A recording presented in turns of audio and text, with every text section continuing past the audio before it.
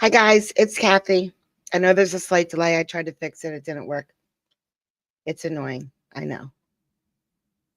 So I am master plumber extraordinaire.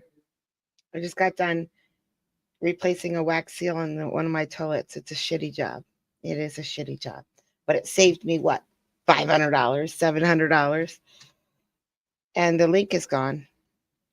And now I get to be a master drywall hanger for my kitchen ceiling, which will save me, I don't know, how much does it cost to get a drywaller in here to hang a piece of drywall? Probably a lot. Probably a lot more than I'm willing to spend. But time to stop that. Stop the home repairs and go to court. To this guy who wants to be a lawyer. Let's see how he does if he wants to be a lawyer. Can you hear me now, Mr. Burns?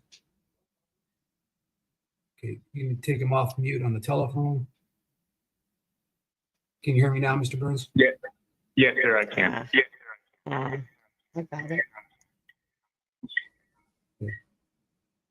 It looks like you've got two speakers on there. You need to turn one of your speakers off. Yes, I know. Let's try again. Mr. Burns, can you hear us now?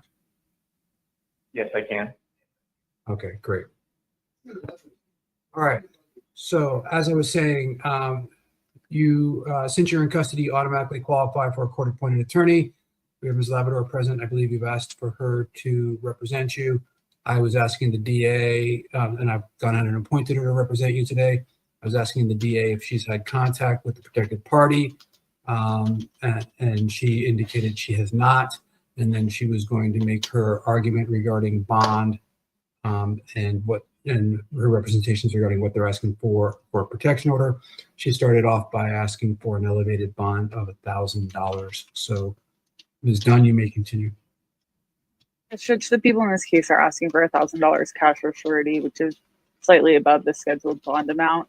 We do feel that this is an appropriate increase in the bond schedule, just based off the sheer amount of contact that the defendant has with either the victim or people connected to the victim, and has used people through the victim to communicate with her. So we do believe that that elevated amount is an appropriate increase in the bond schedule. In terms of the protection order, we are asking for a full no contact protection order to be put in place, and to include that he is not to, or to emphasize that he is not to use other people to contact the victim. So is there an exception to 16.4.113 for protection orders? I'm just. Ooh, yes, I did. First, let me pull that up really quickly. Where's my comment?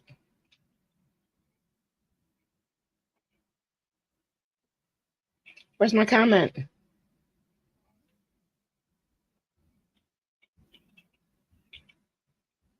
Too much fiber. Yep, it was massive. Yeah. Oh, my mic is on. Hi, guys.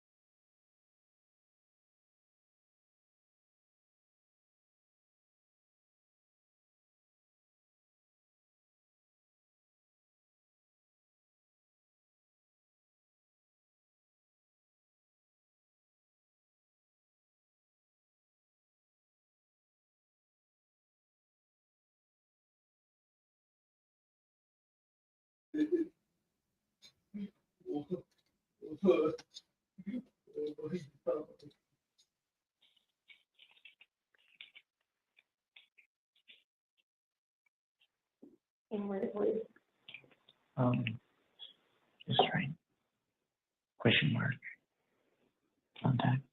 Yeah, the only exception I'm seeing that comes close is the continued detention or posting of a surety bond is necessary to prevent the imminent bodily harm to the accused or another, but I don't know that you can make a showing of bodily harm. I'm not a judge without being able to research this issue fully in terms of interest of time this morning. We'd be asking for the scheduled amount or an M2, which is $750 cash or surety. I think he's statutorily entitled to a PR bond from what I'm seeing here. I'm just looking quickly to see if there's any other exception. Okay.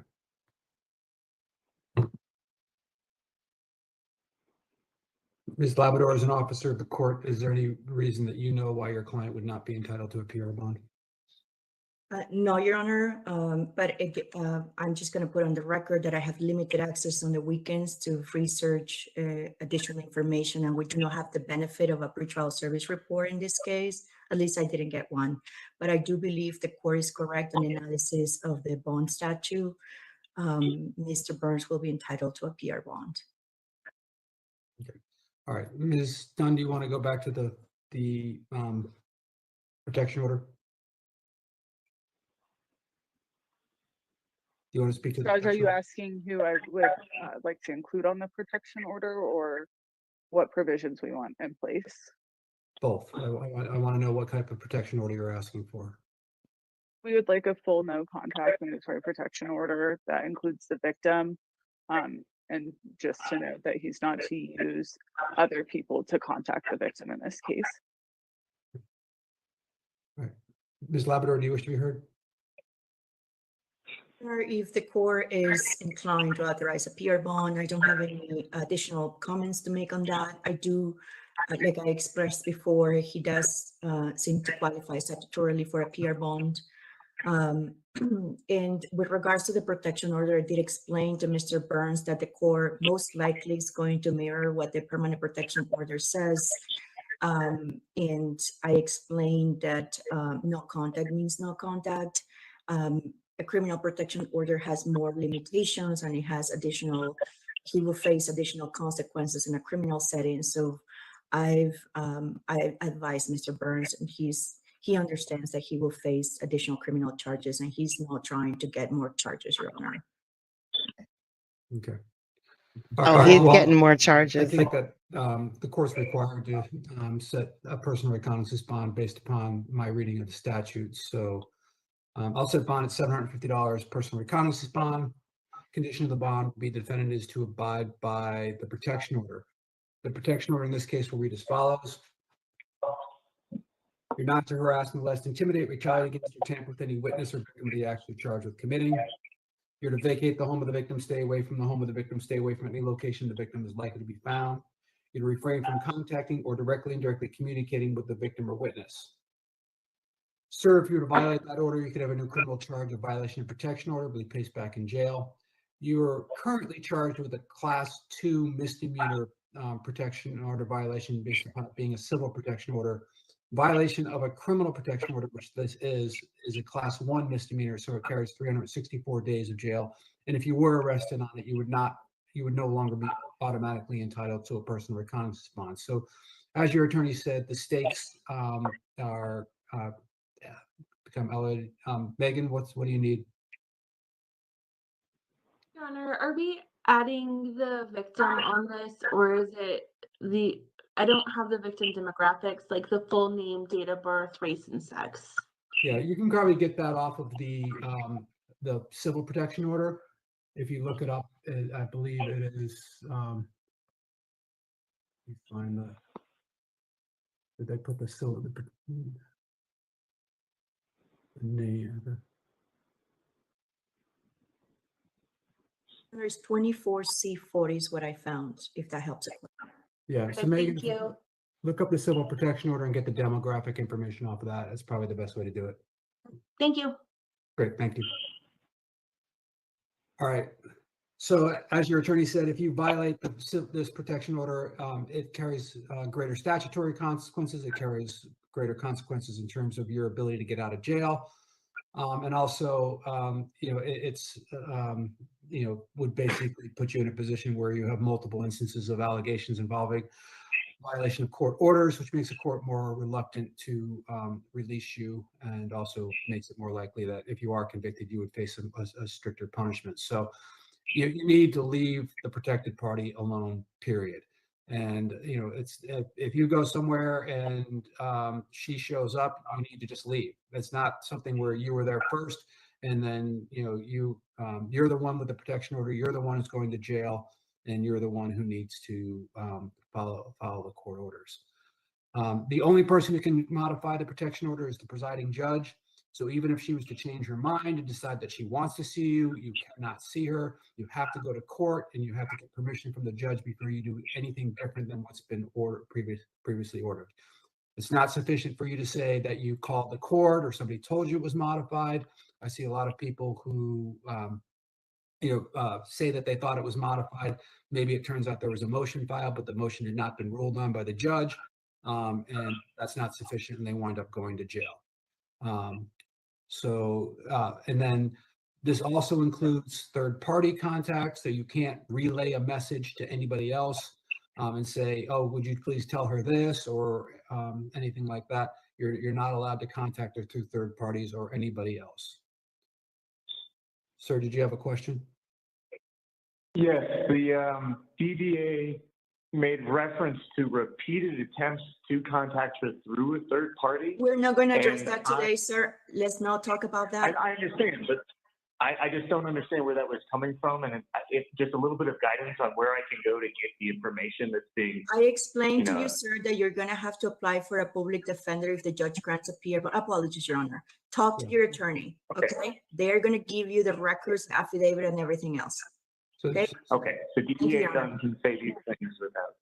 any Sir, reasons. yeah, we're not here to talk about what you did or did not do. What I'm just trying to do is make I sure you understand. understand the consequences of not following the court orders. That's Right. really what this discussion's about. Fair enough. And I just heard a misstatement of anything that's happened, so I was curious about where that's coming from. So there's an affidavit that's been filed with the court. It details the allegations against you. That will be provided to you as part of the discovery in the case. So, that's not something we're going to discuss today, but it's something that will be available to you. Okay. And are you able to provide me with the name of the person who filed the warrant for my arrest? The warrant was filed by an officer who's investigating the case. Yeah, again, this is information that you'll receive, sir. Okay.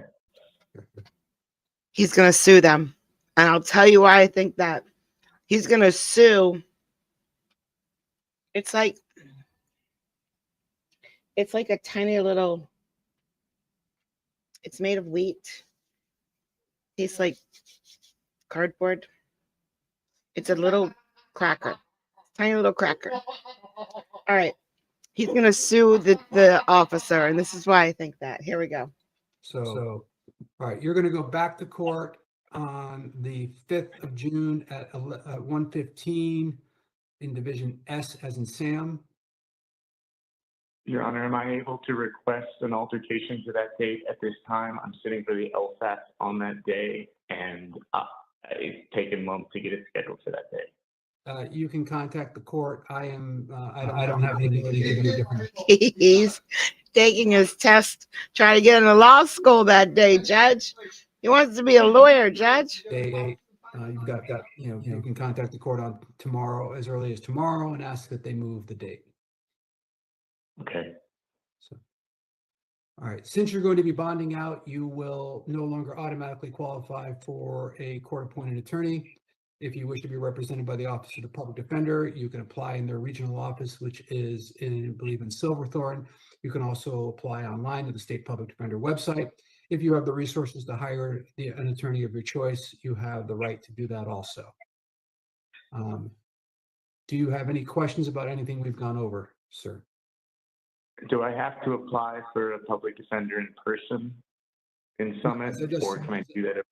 As I just said, you can apply online on the State Public Defender website.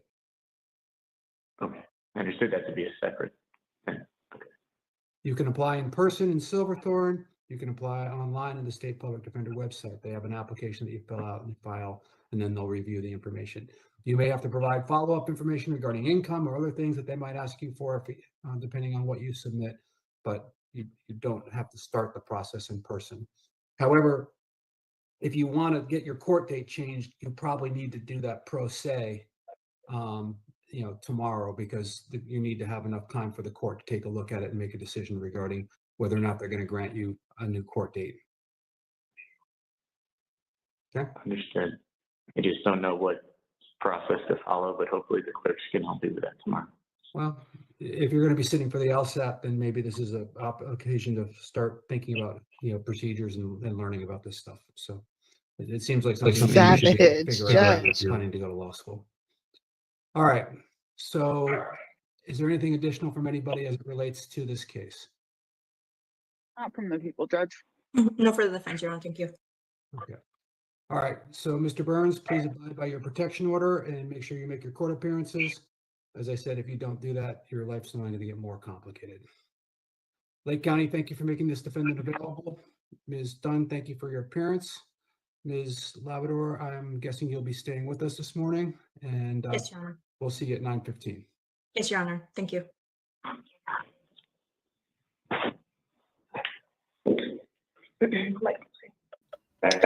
That was from today or yesterday or late Memorial Day. Still today for me. For you guys, it was from yesterday. This was also from yesterday. Today for me. I got to fast forward it a bit. Concerning your case to take with you.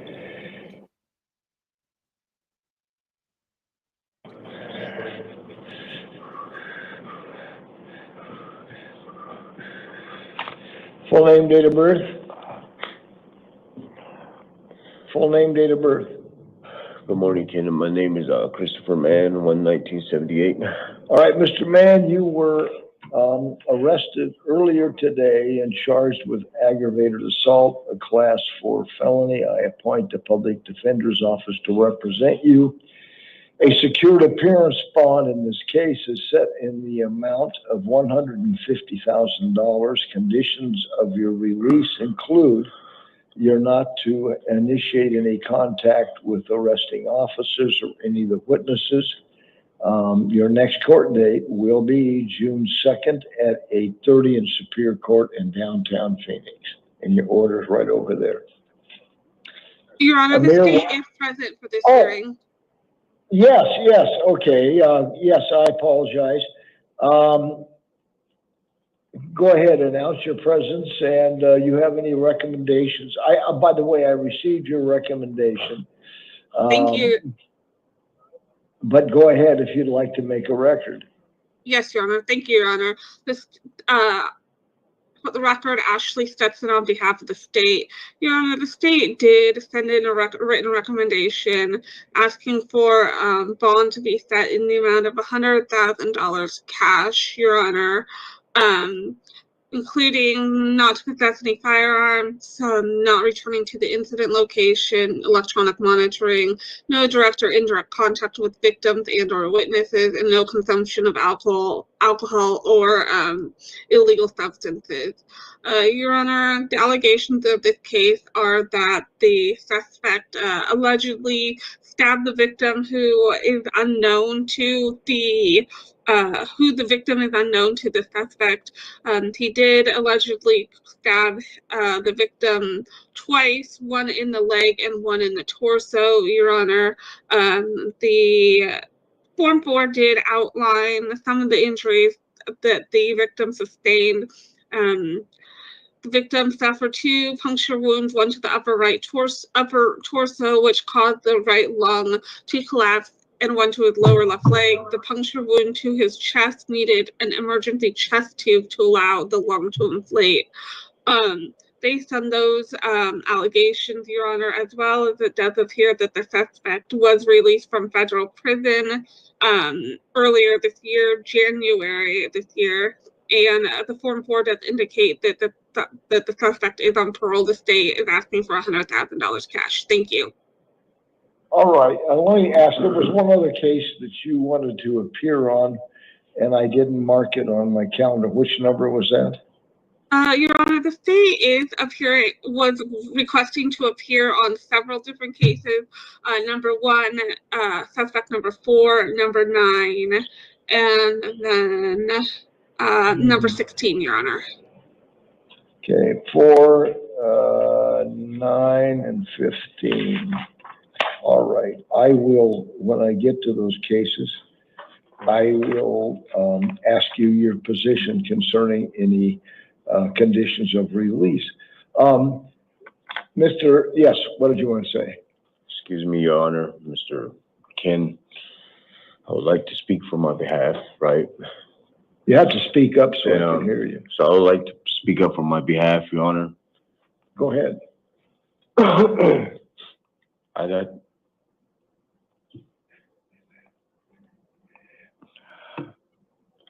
My daughter been kidnapped over this case, right?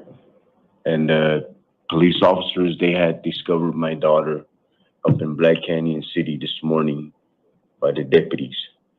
And due to some family emergency stuff, the mother is missing, the brothers are missing, right? So I would like to ask you if you can give me an OR so I can conduct or help out my ex-wife, you know, and my kids, my boys. Listen, that's unfortunate what you expressed, but you almost killed somebody, basically. Everything that the county attorney said concerning what happened in this case was absolutely contained in the police report and witnesses' statements. I'm going to keep the bond in place that I set, $150,000 cash, or not $150,000 cash, but $150,000 with the conditions that I mentioned that are contained in the police report. And your next court date will be June 2nd at 8:30. You have an attorney appointed to represent you, and all the things that you would like to discuss at this hearing, I've considered, and your attorney can express them to the judge at your next hearing and recommend that conditions of release be modified. I'm not going to do that tonight. All right, Amir Watson, and then it will be Sam Perrone.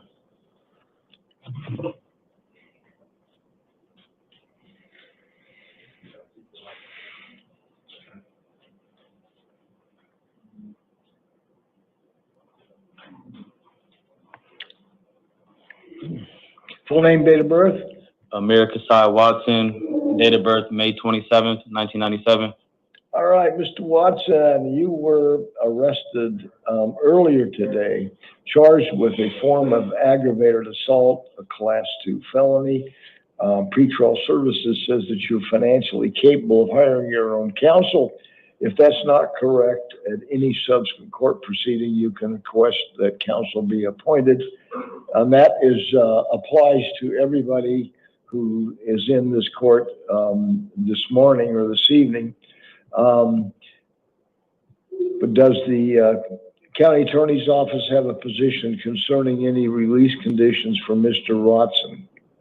Yes, Your Honor. For the record, Ashley Stetson on behalf of the state. The state is requesting bond be set in the amount of $50,000 secured, Your Honor, with the condition that the suspect not possess any firearms, not return to the incident location, electronic monitoring, no direct or indirect contact with witnesses and or victims, and also no consumption of alcohol or illegal substances.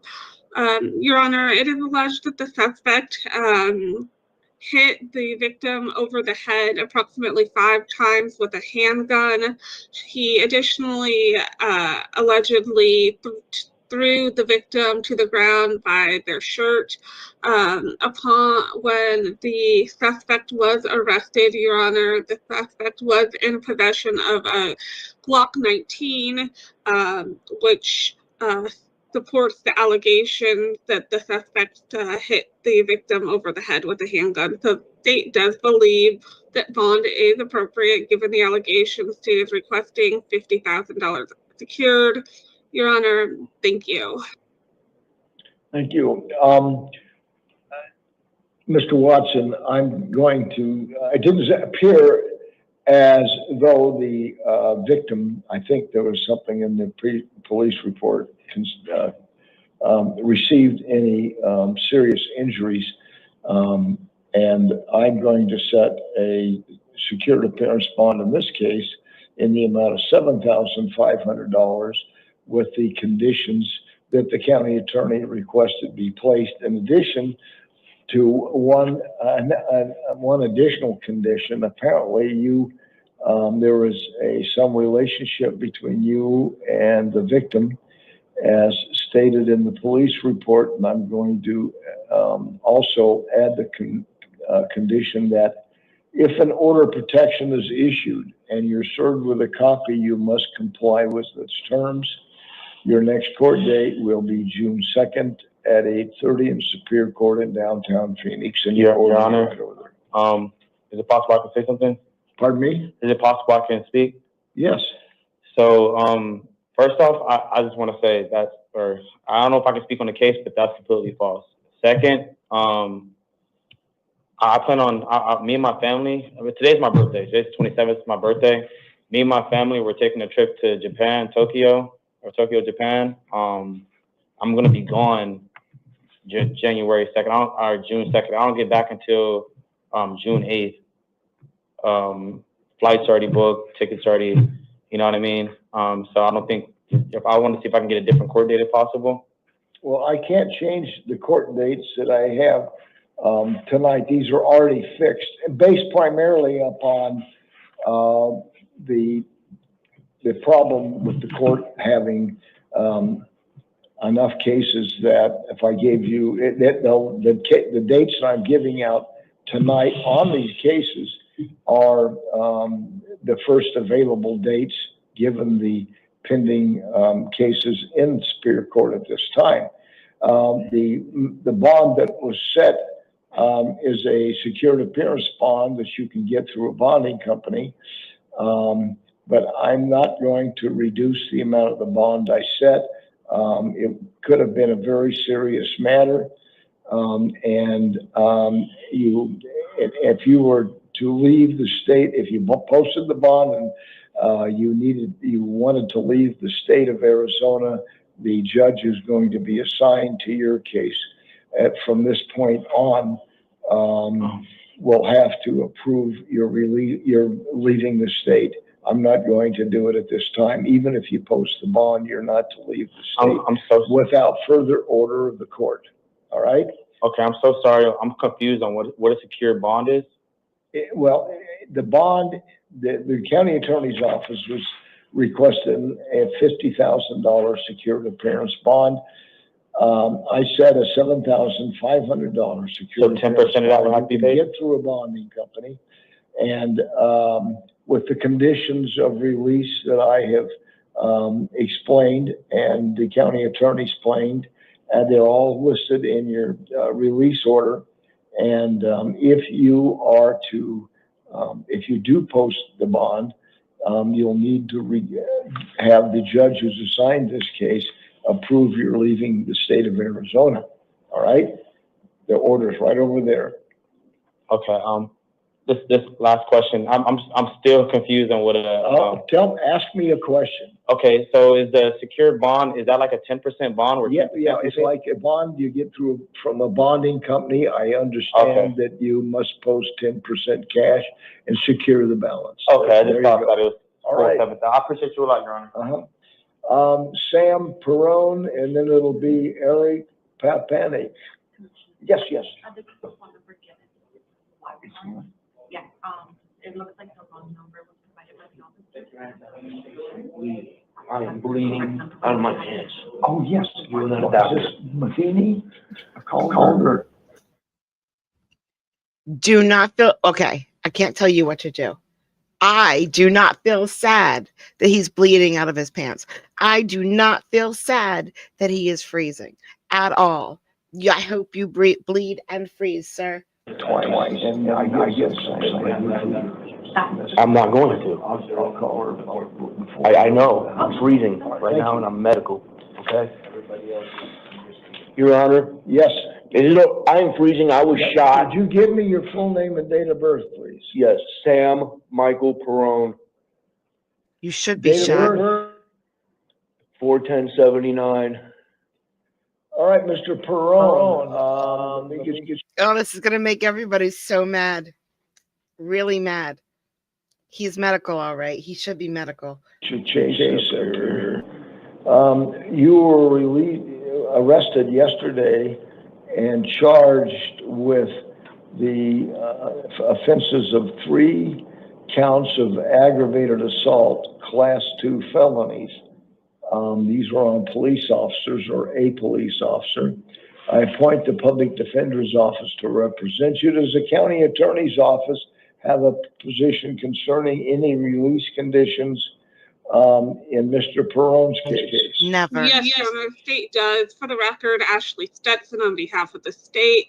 Your Honor, the allegations in this case is the a police officer with Phoenix Police Department pulled the suspect over to conduct a traffic stop due to the suspect driving well under the speed limit, Your Honor. From the initial contact with the suspect, Your Honor, the suspect became extremely aggressive with the officer. At some point, the suspect exited his vehicle and struggle with the officer ensued, Your Honor. There's multiple evidence via video of the suspect striking the officer multiple times in the face. The suspect is alleged to have kneed the officer in the face as well. During the altercation, Your Honor, the suspect was seen and the officer observed the suspect grabbing at the officer's weapon multiple times, Your Honor. The officer was attempting to keep the suspect from getting his duty firearm. During that time, Your Honor, is when the suspect is alleged to have delivered knee strikes to the officer's face, Your Honor. Additionally, there were multiple Good Samaritans that tried to step in to assist the officer because there was no other backup officers on scene at that point. Video shows one Good Samaritan trying to pull the suspect off the officer. However, due to the suspect's strength, they could not. At some point, the magazine fell out of the officer's firearm, which left one round in the chamber. That round was what struck the suspect in the leg. Additionally, other officers arrived on scene and the suspect was taken into custody. Also, Your Honor, it's worth noting that the suspect has criminal history out of the state of Kentucky. He does have a prior assault on a first responder. Granted, it is from 2009, but it does appear that he did prison time on that. He also has a conviction out of Kentucky for burglary. It does appear that he did 3 years prison time on that. While the state was conducting a background check, they also noticed that his last known address from Kentucky was in 2020. So it does not appear that he doesn't have ties to the community as well.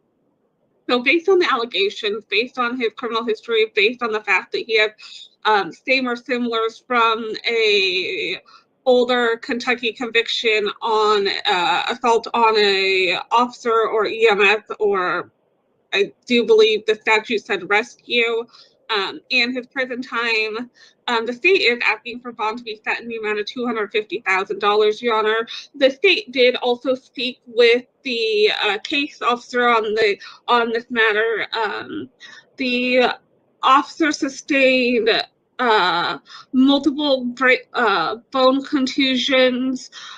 He has swelling to his face and his hands. As could be expected, there's a lot of soreness. They did do an x-ray, and that did confirm that there was no orbital bone fracture, but the officer did require medical attention at a hospital. So the state does believe that $250,000 cash is appropriate. Thank you, Your Honor. Don't worry. He has an excuse. Mr. Perone, I saw you shaking your head like all of this isn't true. That's exactly right. Let me finish. The police There we go. Oh, that's not true. That's his excuse. report confirms and these are statements made to officers that are placed in the police report. And what the deputy county attorney said concerning people rushing to the scene because they saw what was going on is exactly what witnesses said to the police officers. Everything that was said by the deputy county attorney was stated in the police report. I appoint the public defender's office to represent you, and I'm setting a $500,000 secured appearance bond with the conditions that you not have any contact with the alleged witnesses or the officers. Your next court date will be on June 2nd at 8:30 in Superior Court in downtown Phoenix. At that time, you have an attorney appointed to represent you. You can discuss these matters with that you'd like to talk about, but based upon the things that I saw in the police report and the statements that the witnesses made, I am going to affirm the amount that I previously stated as the bond. Your order is right over there. You can pick it up. All right, Eric Papanik, and then it'll be James Brown.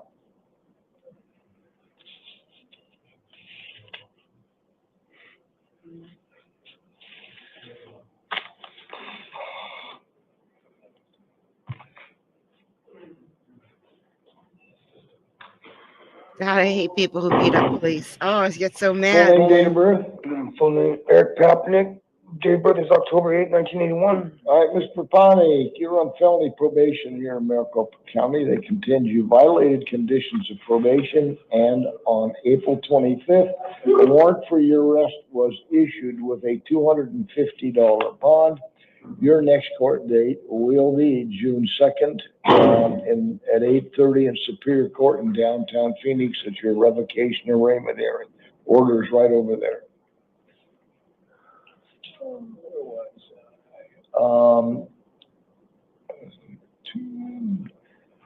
James Brown.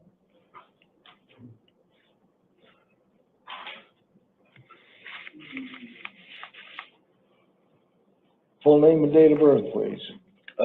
James Otis Brown, Jr., 11/28/70. All right, Mr. Brown, you were arrested earlier today, charged with possession of narcotic drugs, a Class 4 felony, possession of drug paraphernalia, a Class 6 felony. I appoint the Public Defender's Office to represent you. A secured appearance bond. Probably 72 in there. They're freezing. Amount of $1,000 is set in your case. Your next court date will be June 2nd at 8:30 in Superior Court in downtown Phoenix, and your order is right over there. Okay. Jesse Hawk, and then it will be Dara Sock.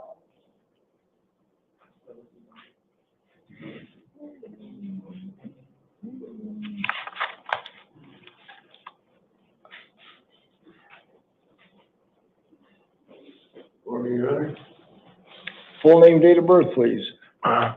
Jesse Morgan Hawk, born August 23rd, 1954. All right, Mr. Hawk, you were previously charged with possession of dangerous drugs, a Class 4 felony. A status conference was scheduled on June 26th of 2023. When you didn't show up, they issued a warrant for your arrest with a $500 bond. Your next court date in that matter will be June 5th at 8:30 in Superior Court in downtown Phoenix. You also have a warrant out of Santan Justice Court for driving on a suspended or revoked license. This is the fifth arrest warrant that was issued. But you got them coursed by appearing at the court like 4 times before you could be arrested. But this is your second arrest in this case. I think the bond amounts exceed, the arrest warrants that were issued were in excess of $400 or $500, but I set the amount of $250. Your next court date will be May 29th at 8:30 in Santan Justice Court. Yeah, the amount of the warrants issued in December of 2023 totaled $680. I reduced the amount to $250, and your orders are right over there. Your Honor? Yes. I'm not clear on how this stuff works, but I don't have an address, and I didn't get any information because I'm homeless. I don't. Well, but the felony case, you received a notice to appear at the status conference on September 26th, a year and a half ago. And you didn't show up, you never checked, you never did, and the warrant's been outstanding all that time. On the matter that's in the Santan Justice Court, the misdemeanor, that matter, the arrest warrants that were continually issued when you didn't show up 4 or 5 times in a row, they were canceled when you appeared, and you got another date that you never appeared for. I don't know what else to tell you, except that the amount of the warrants that were issued was $680. I reduced it to $250. Your next court date will be May 29th, which is pretty quick. It's about 3 days from now. And you can talk to the judge at that time. All right? The order's right over there. All right. Dara Sock, and then it'll be Henry Harp.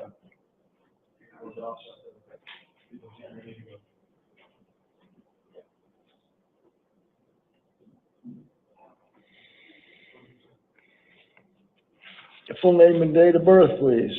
It's Dara Soak, 02/04/1985. All right, Mr. Soak, you were previously charged with possession of dangerous drugs, a class 4 felony. A status conference was set on February 28th of this year. You didn't appear. They issued a warrant for your arrest with a $500 bond. Your next court date will now be June 2nd at 8:30 in Superior Court in downtown Phoenix. What happened? Tell me. I'll tell you. You have, I've heard some pretty fabulous excuses so far. Well, I went to the surprise court, and the lady said I didn't have no court, but I thought it wasn't over here at the downtown Phoenix. I thought. Yeah, but that was in February.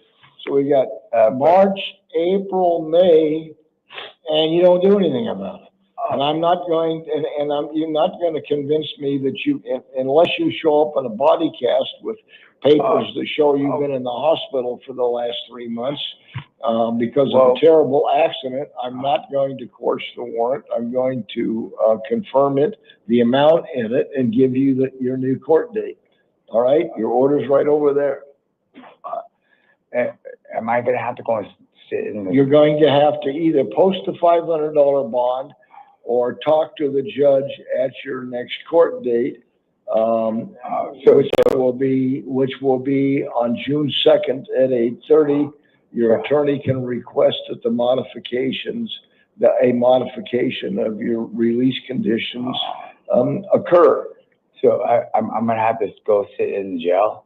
You're gonna, unless you can post the $500 that the judge set 2.5 months ago when you didn't show up. Sir, You're going to have to stay in jail until June 2nd at least. There you go. I was gonna see if you can, vouch it for me because, my daughter passed away about 2-3 years ago, and I'm just trying to get my life back together, and I'm not no drug addict or nothing, you know what I mean? It's just that me and my lady's been going. Listen, what's really unusual is, I won't say it's unusual. And I have like a whole bunch Makes of my fraud. job difficult is, think about it, a lot of people will come in here and make up a story just to try and not go to jail. Okay, now, and Is he saying he's lying about his daughter dying? Is that what the judge, magistrate, whoever is saying? Unfortunately, their nose doesn't grow any longer if they're not telling the truth. I don't know who's not telling the truth, but I will tell you this. You had 2.5, I don't know how many months it was. You missed the court date. You didn't do anything till you got arrested. And and the judge who has your case, Let me say one thing, the sir. $500 was I the apologize. appropriate bond amount, and I have no reason to try and question his or her judgment. I did call my attorney, And I tried to forward a Get motion. the answer that I you tried to needed forward a have motion. enforced.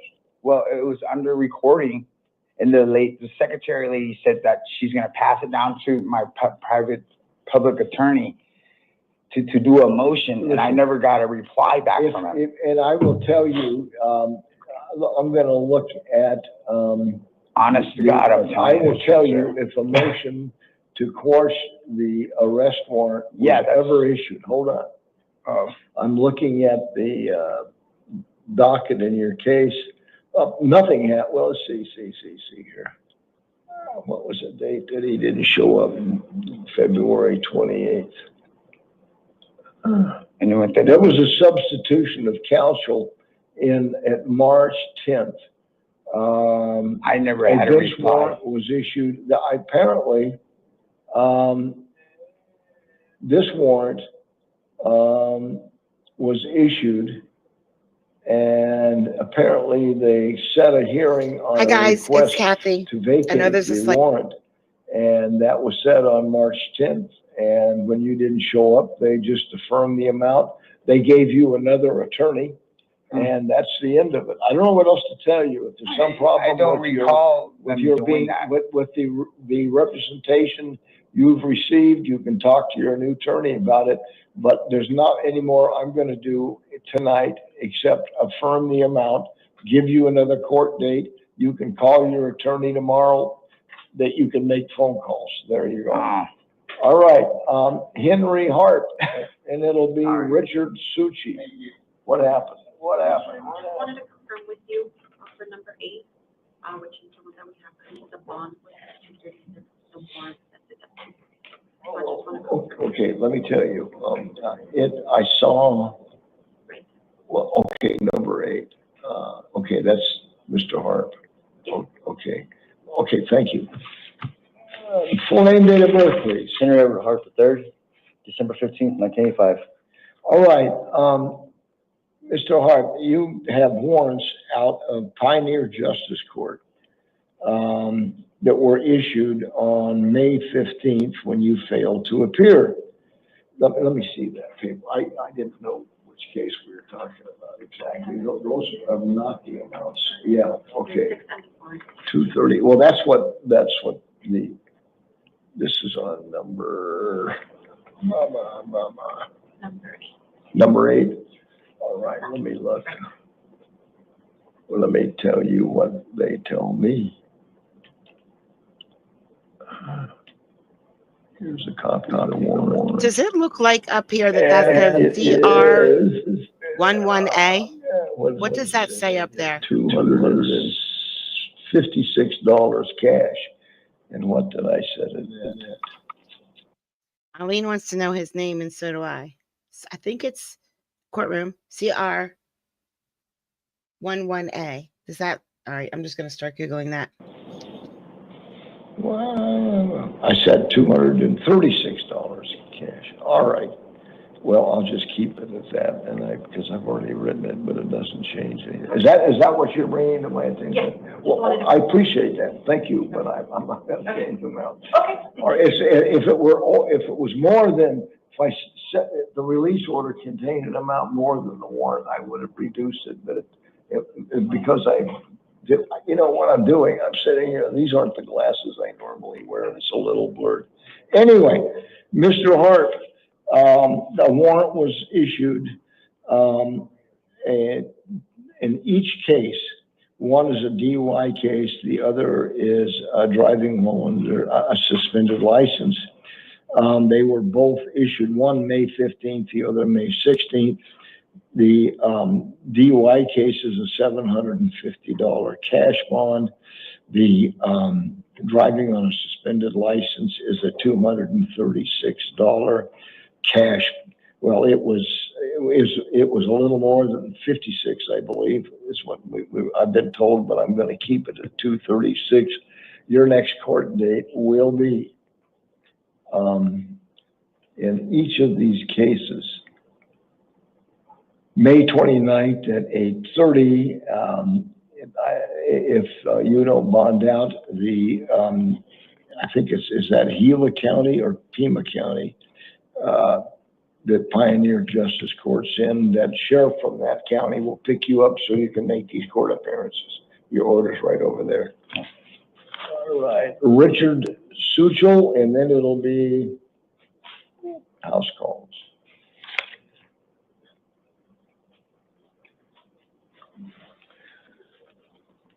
Full name, date of birth?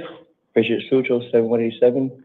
All right, Mr. Suchel, you were previously charged with possession of narcotic drugs, a class 4 felony, possession of drug paraphernalia, class 6 felony on April 14th at a status conference that was set that you failed to appear.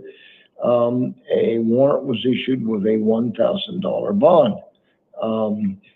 Well, I don't know what you told pretrial services, but whatever you told them concerning your failure to appear over a month ago, they accepted and recommended that you be released again on your own recognizance, which I'm going to do. Your next court date will be June 10th at 8:30 in Superior Court in downtown Phoenix. And your order's right over there. Make sure you show up this time. All right, we have a house call here of Mr. Trampus Jason Martinez, who was charged earlier today with one count of burglary, a class 3 felony, possession of a weapon by a prohibited person, a class 4 felony, and aggravated assault, 2 counts, class 5 felonies. I appoint the public defender's office to represent him. $10,000 secured appearance bond is set in this case. I appoint the public defender's office, and his next court date, June 2nd at 8:30, and we will see him in his cell. Your Honor, the state is present on that case. I'm sorry, what was that? State is appearing on that case, Your Honor. Okay, go ahead. Thank you, Your Honor. For the record, Ashley Stetson on behalf of the state. Your Honor, the allegations are in this case are that the suspect threw a rock through the window of the victim's residence. The victim of the home confronted the suspect in the bedroom. The suspect She confronted him. She confronted this guy. It's okay though. She's protected by that piece of paper. and did leave. Your Honor, the state is asking for a bond to be set in the amount of $100,000 secured. The suspect does have a criminal history of similar crimes. He has Or a mattress. he has past felony convictions, including burglary, Your Honor. Additionally, Your Honor, he does, at the time of arrest, he was found to have brass knuckles on his person. Based on that, based on the fact that he does have... No, they're medicinal brass knuckles. have passed same convictions based on the fact that there was the home was occupied at the time of the burglary or the alleged burglary, Your Honor. The state does feel that $100,000 secure is appropriate. Thank you. Well, thank you. I'm going to keep in place the $10,000 I set, which I think is appropriate given the circumstances. Denied. I was with you. Ashley, me and you were on the same wavelength that whole time, but the judge doesn't feel we're appropriate. This case and Mr. Martinez's financial situation. Thank you. I've got a police officer I've got a call right now on a DUI case that I missed. No phone was answered. And then he makes a phone call and then he cuts it off. All right. I know I showed you one of these cases before, but then we had that long Texas A&M trial and I wasn't able to show you the other one. I'm actually going to show you one and a half. I'm going to show you the end of one and then the full of another, so you can see the outstanding craziness. It has to be unconstitutional. I'm not saying these guys deserve to be free. That's not what I'm saying. I'm saying what is happening to them is absolutely, it has to be unconstitutional by far. I mean, no, I'm not a lawyer. No, I didn't study law, but this can't be legal. What's going on in Georgia can't be legal. Even if they're that bad, they deserve it. They don't deserve this. Like, it should be done right. So I'm going to show you what I mean. Is that prior record, and apparently you have. I had to get this on my phone while I was at work. I didn't have my computer in front of me. I was working. You're going to see me try to get rid of this stupid chat box. I'm not able to. I was going to edit and just show this part right here, but then I ran out of time. So you get to see this the whole time. Sorry. And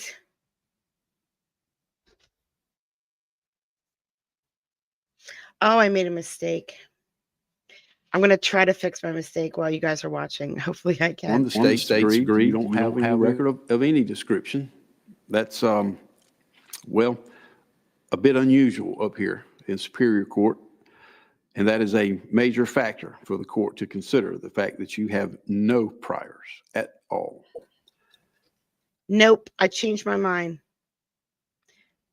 I don't have I have the end in another video. And if I don't have the other video on this computer, then this is not a good idea. Hold on, I'll look real quick. See if I have the end. I think this was. I'm just going to look real quick. If I don't have it right, if I don't find it right away, then I give up and I'll fix it and show it tomorrow. Child is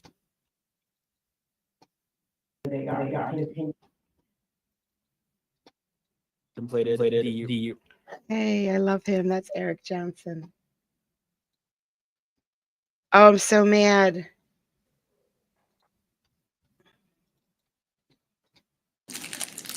Eric, here's Eric Johnson. I love him. Oh, I love Judge Frost better though. He's awesome. I'm getting to the end. No, I hate that docket. I hate it. I don't know why I recorded it. I'm never going to show it. Juanita. Right on the edge. Nope. Okay. Yeah, I'm not ready for this one yet. I don't know why I tried so hard to get it today. I'm not ready for it. I need the second half. I have it. I just have it on a different computer. So we're going to go to something else. This is Susan. Oh my God, her name is slipping.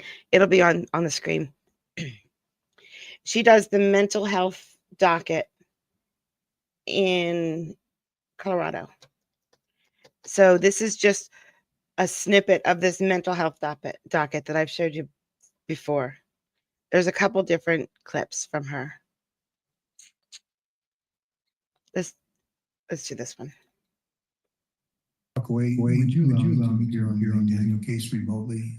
She's due at 4. I think Ms. Bricky will be here, but I'd like to be able to call in. Blanco. Susan Blanco. Okay, thank you. Thank you.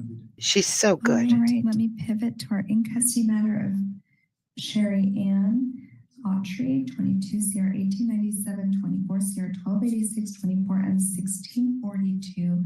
She's present before the court in custody. Ms. Lowry is here as her counsel. Ms. Autry, I heard something about you today. That is, you have been basically 100% medication compliant. This says since April 1st, but I've heard you actually. Nobody on her docket is ever medication compliant. So her saying that is a big deal. Quite well September, and that you've really done a nice job of maintaining no behavioral concerns. And I think as a result of all of that, how well you work with Anna, and previously how well you worked with Emily, there's an opportunity for you to move to a work release bed. And if that is actually approved by the court and you're moved there, I think the ultimate plan is you've got some family in Montrose, and I think they want to see if there's a place in Montrose that might be able to continue to support you. So, well done. I mean, it's not easy when you've been sitting in custody for a long time. You made the best of the situation. Work release reviewed how you behaved at the jail, what happened while you were in the jail, and they're willing to have you, looks like starting in 4 days on April 28th.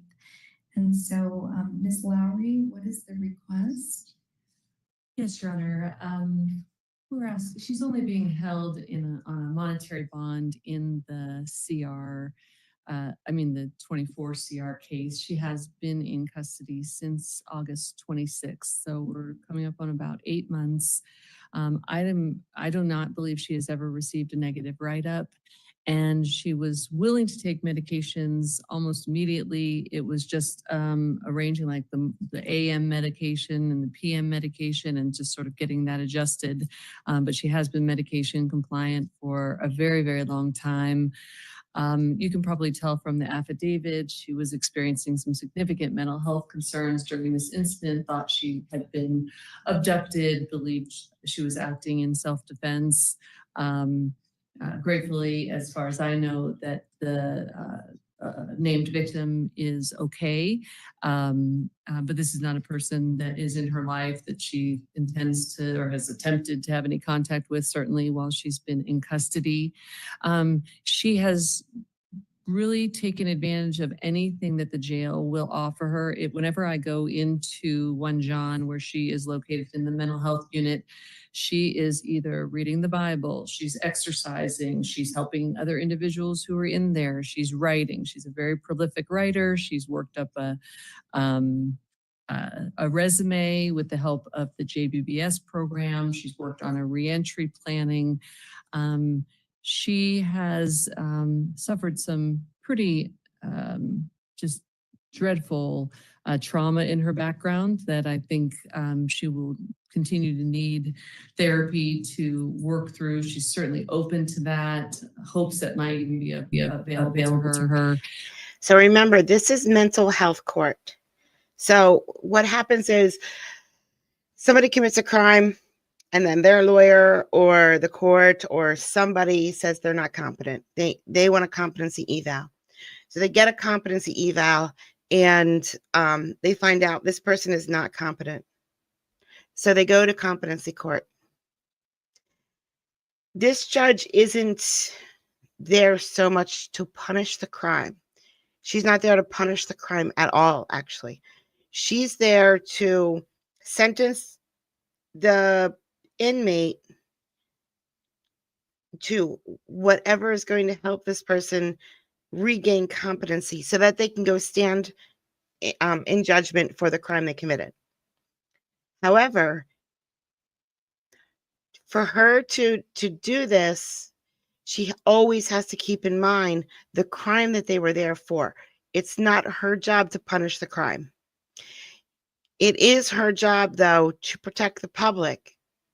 So if this person did have a pretty bad crime, she can't, to get this person to become competent again, she can't just say, well, go home and then go to therapy.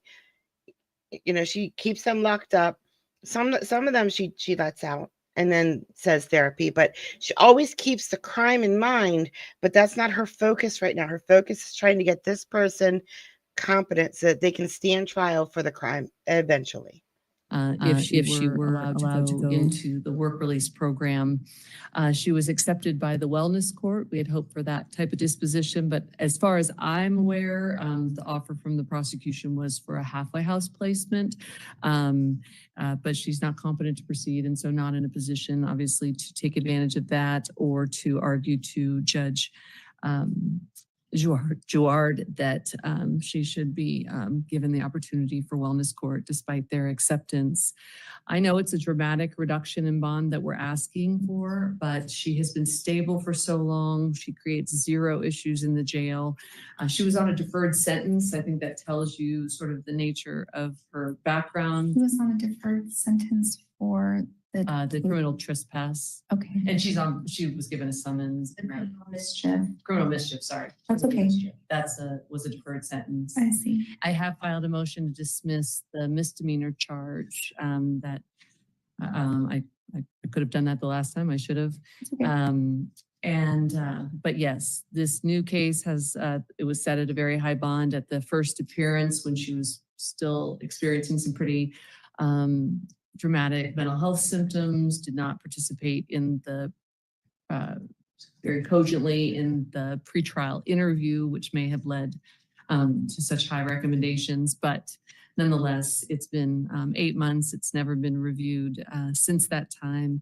And it just seems that with the opportunity at work release of her to be able to get started on the process of restoration, given what we know about people with class 3 felonies. Can I ask you, but I'm reading the affidavit and she doesn't know this person and he's in the hospital when they apparently come upon him. But she's in his house while he's eating dinner when this happened. I'm so confused. The affidavit is a little confusing. Is she accused of like going in there uninvited, or did he invite her in and then this incident occurred? According to the DA's perspective, Mr. Oxmacher? Yeah, Your Honor, I know you need to. This is a person who's known her then. It wasn't a total stranger as far as I know, but not a person that's in her life that she needs to see when she gets out, that she wants to see again.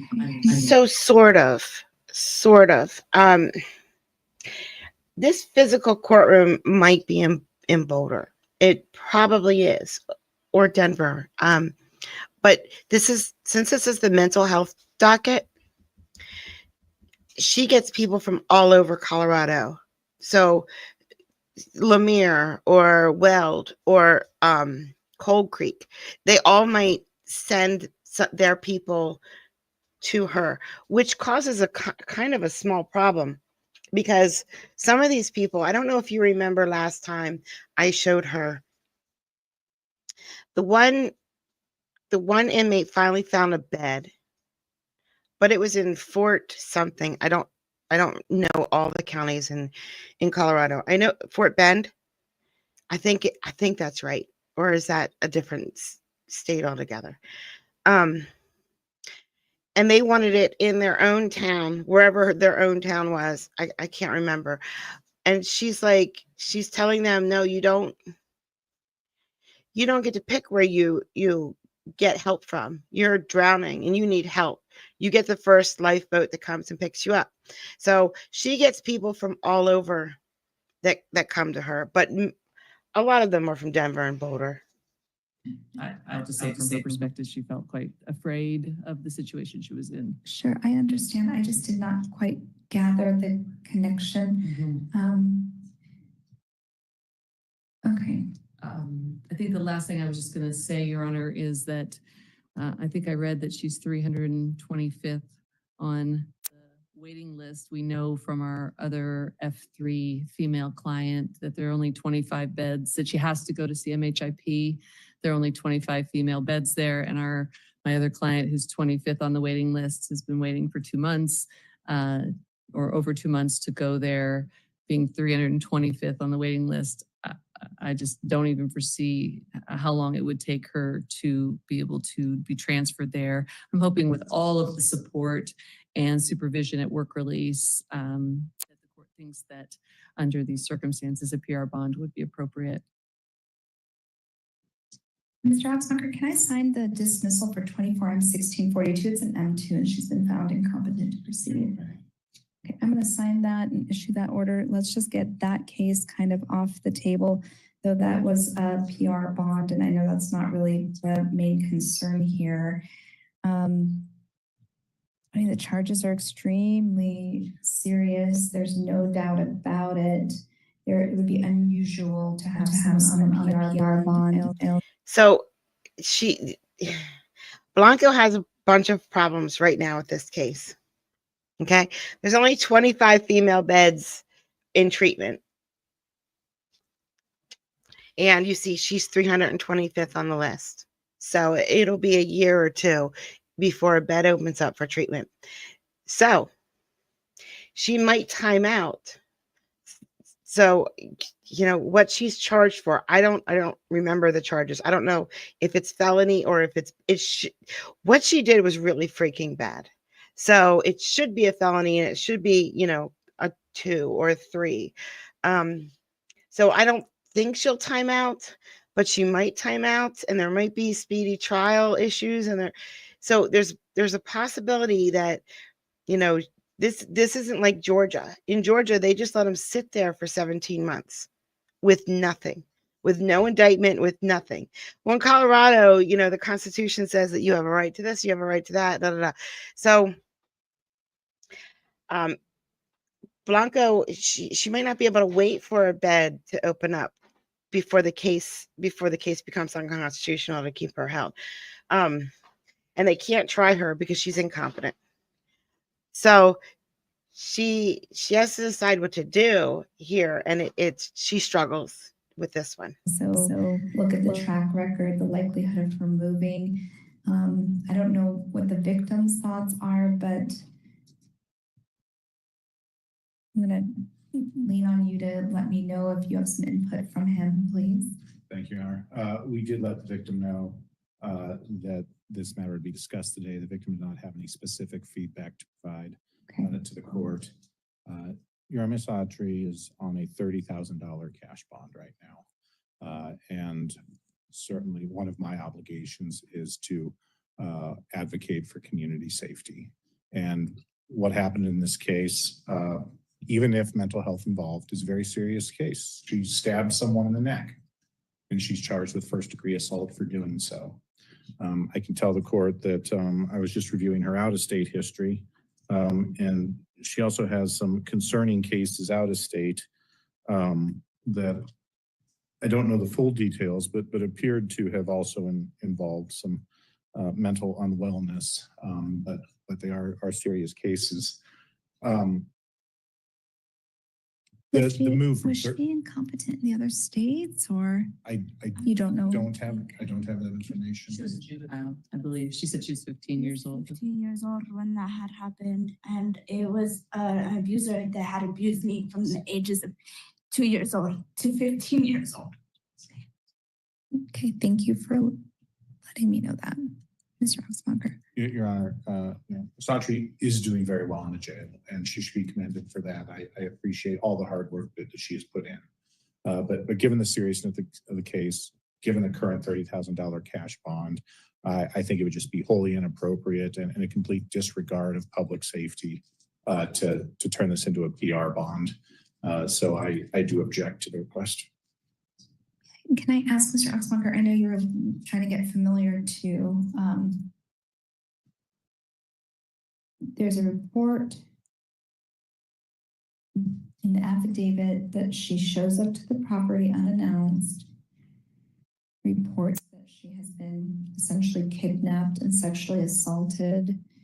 Do you know what the relationship was between the victim and the defendant?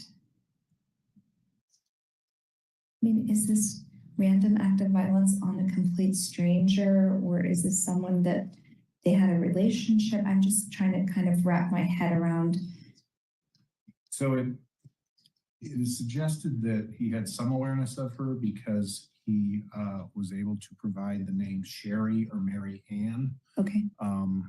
But that doesn't imply they're close associates. So we don't know.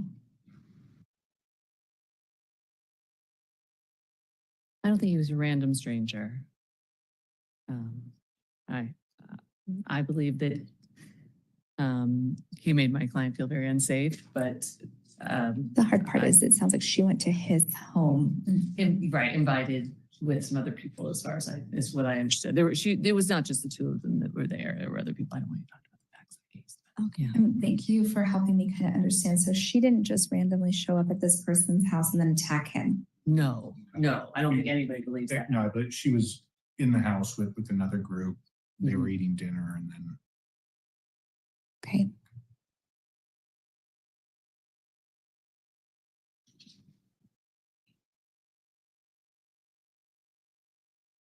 Not just med compliant, Nan. I'm sorry. She's 100% med compliant, which is just unheard of in mental health course. Unheard of. And she's been 100% med compliant since April. So it's not like, oh, she's been med compliant for a week. Donald, I turned my camera off a few minutes ago because after the Triscuits, I had 2 hard-boiled eggs and they were delicious. As far as the hospital, I don't have a lot of information, Mr. Oxmacher. Did the victim, I know it's dangerous, no doubt about it, when somebody is essentially stabbed in the neck. Is he still receiving treatment? Is he having anything permanently medical? I don't know how superficial or deep this was.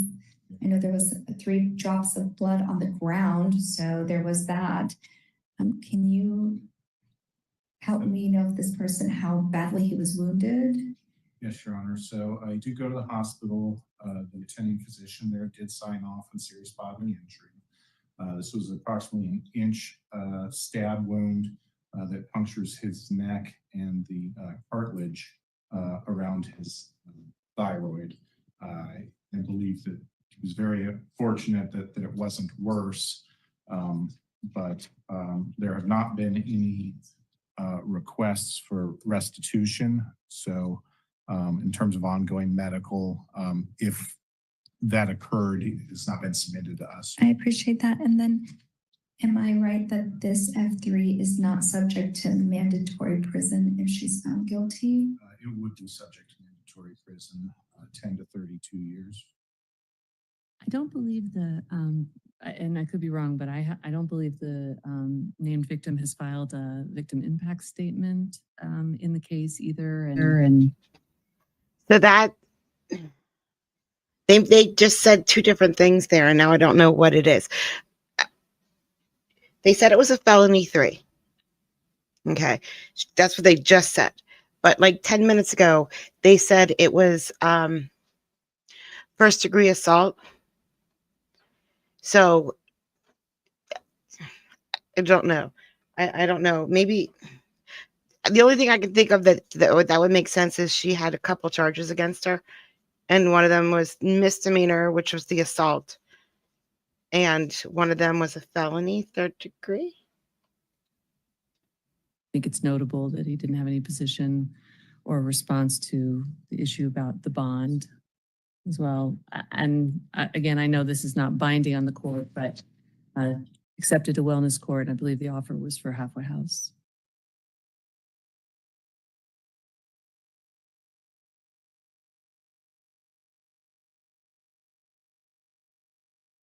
I'm going to pass your case, Ms. Autry, for a moment. If you please have a seat. I just need to think clearly for a moment, please.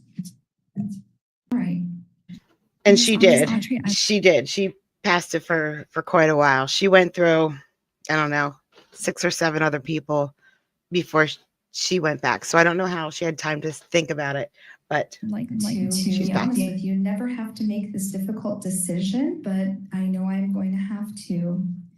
And your affidavit is awful. It's terrible.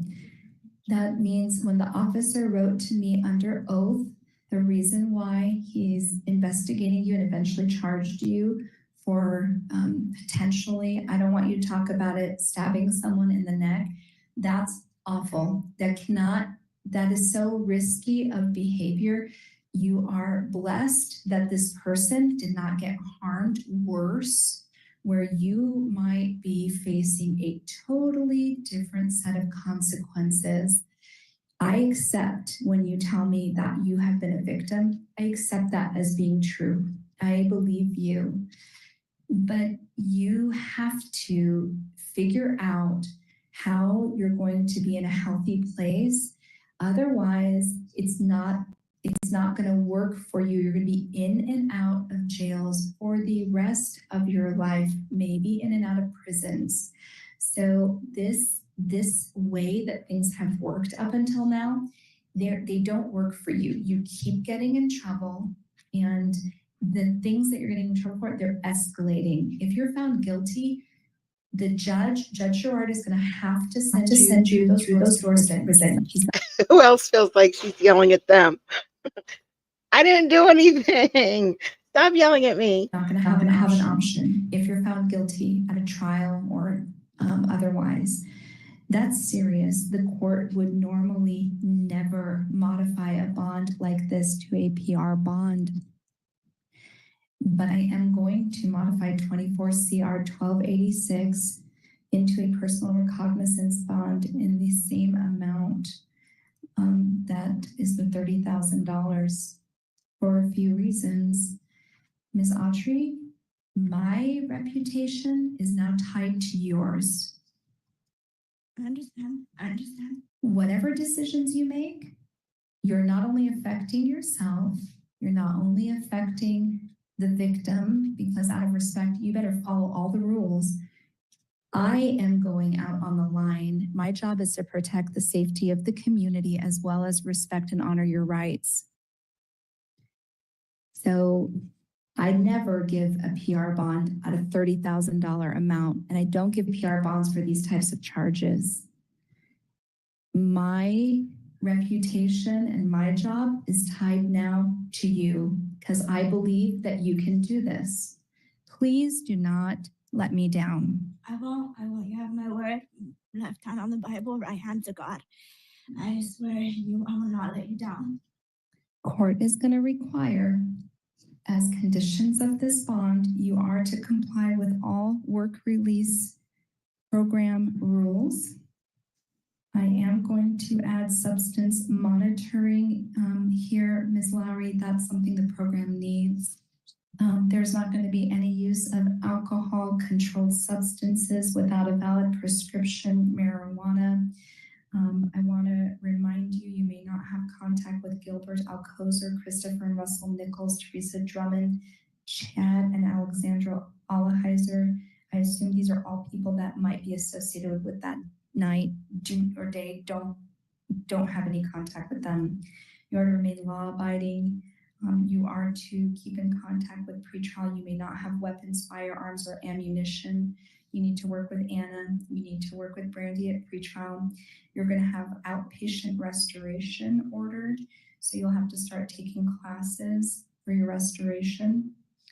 And you're going to stay at work release starting on April 28th. The team is going to have you releasable at 8:30 in the morning. They're going to pick you up. And so you'll be going over to work release. Do not get tempted to take off, because if you take off from work release, it's not a jail that's locked down. If you leave, I'm going to put a warrant out for your arrest immediately, and I'm never, ever going to feel comfortable trusting you again. So you have to follow all the rules. Do you understand? I understand. Thank you very much. I won't ruin your trust, I promise. Thank you. I need to reset us to come back in, Ms. Lowry. In about 3 weeks, just to make sure things are going okay. And then this is not your forever home, Ms. Autry. If you're doing well, I think that at some point I'm going to be asked to revisit your bond for you to potentially be in the Montrose area near your family. That's going to be a difficult decision for me as well.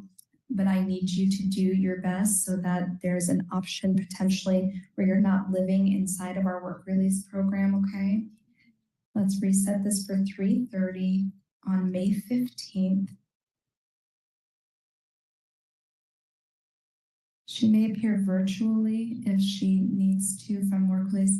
Ms. Autry, do you want a copy of this order or this plan? Please. So she's not released. She got a PR bond because you have to have a PR bond to get work release. So she's not being released from jail, sort of. She lives in jail, or the mental part of it here. And then every morning at 8:30, they take her to her job. And then she comes back. But there's no one watching her when she's out working. She's just at her job, and then she has to come back herself. And if she doesn't, she's in big trouble. And then she also has to comply with everything they say. So she's under a couple different doctors there. There's a psychiatrist, there's a psychologist. There's a couple different doctors there that work with all of them. And she has to follow all of their recommendations. So it's a tiny win for her, but you know, it's a scary win too.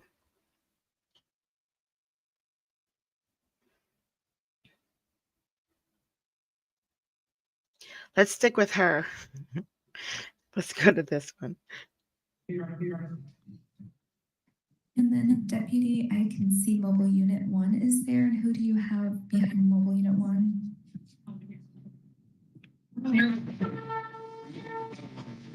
May not be appropriate today. That's okay. Can you just give me the name of who's there? Bolander. Okay, I'm gonna now mute you because I can see she's screaming behind the door, and the deputy has told me not really appropriate for court, which I appreciate. Court will call Erica Bolander, 25 CR 185, 25 CR 179, 25 M 785.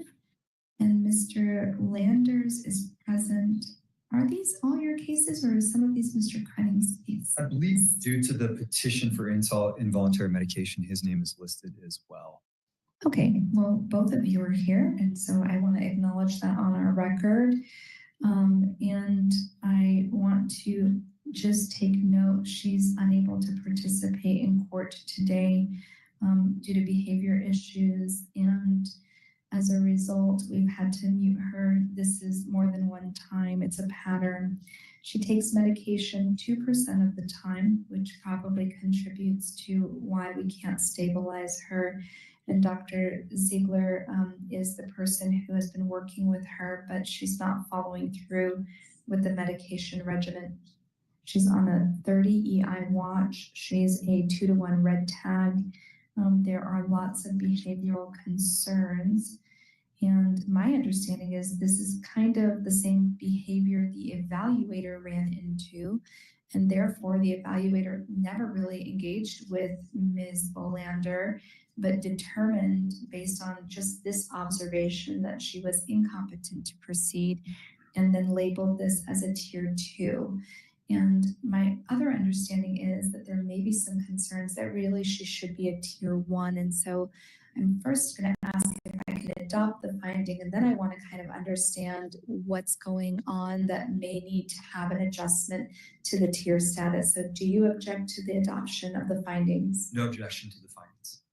I also do not object, and based on the information in Dr. Ziegler's memo and the affidavit filed by Dr. Brooks in preparation for the medication hearing that's scheduled on Monday, I would have no objection to the court adopting a tier 1 finding despite what's in the competency evaluation report. Give me one moment. That explains Mr. Crunning's involvement, because I don't remember issuing anything, but he's been appointed and our hearing is on Monday. And I haven't read that affidavit yet, so give me one moment. Is that uploaded in the, I see it in 25 CR 185. Court will adopt the finding that Ms. Bolander is incompetent to proceed and requires inpatient restoration efforts. She is committed to the department's custody at this time. And then one moment, I'm going to read his affidavit.